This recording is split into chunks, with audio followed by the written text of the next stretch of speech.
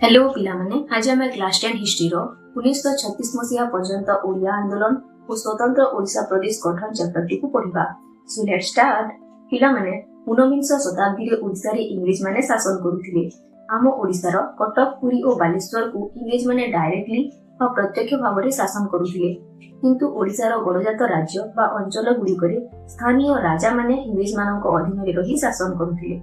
एही समय ओडिशा छिन्न भिन्न अवस्था रे रहिथिला।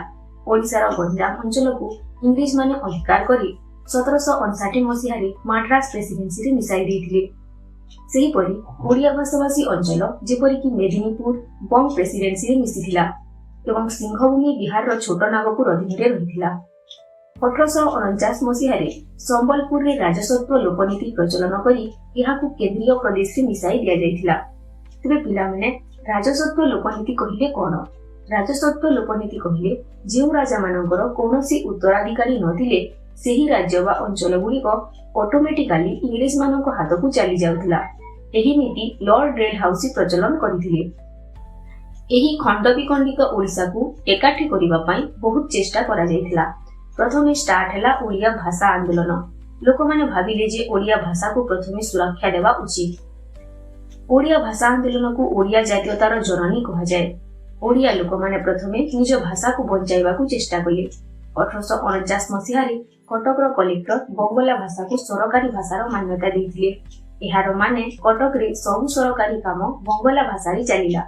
ओडिया भाषा एक स्वतंत्र भाषा नहीं बोली बंगला जणी ऐतिहासिक राजेंद्र लाल मित्र और अन्य माने कहिथिले, किंतु अनेक व्यक्ति जेपरि कि विख्यात भाषाविद जॉन बीन्स, ओडिशार गवर्नर गोल्ड सवरी और बंग रजनी फेमस राइटर व प्रसिद्ध लेखक वासुदेव बंदोपाध्याय ए प्रकार मत को ग्रहण करिनथिले। उत्कल सभा जरिया एवं विभिन्न खबर कागज जेपरि कि उत्कल दीपिका, संवाद वाहिका, उत्कल दर्पण आदि रे ओडिया भाषा एक स्वतंत्र भाषा बोली प्रकाश पाइथिला। व्यास कवि फकीर मोहन सेनापति और कविवर राधानाथ राय ओडिया भाषा विरोधी मत को जोर रे विरोध करिथिले। गंजाम अंचल रे गंजाम उत्कल हितवादिनी सभा गठन करागला।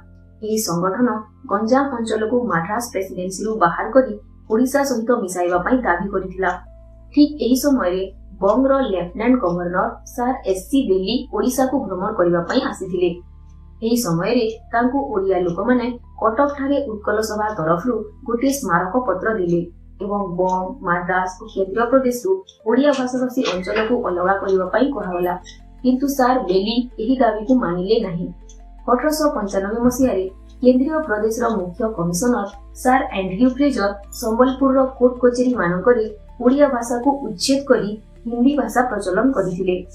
नीलमणि विद्यारत्नक संबलपुर हितेश्री पत्रिका रे एहाकू विरोध करागला। स्वभाव कवि गंगाधर मेहर एथिपाई नीलमणि को साधुवाद जणाइथिले।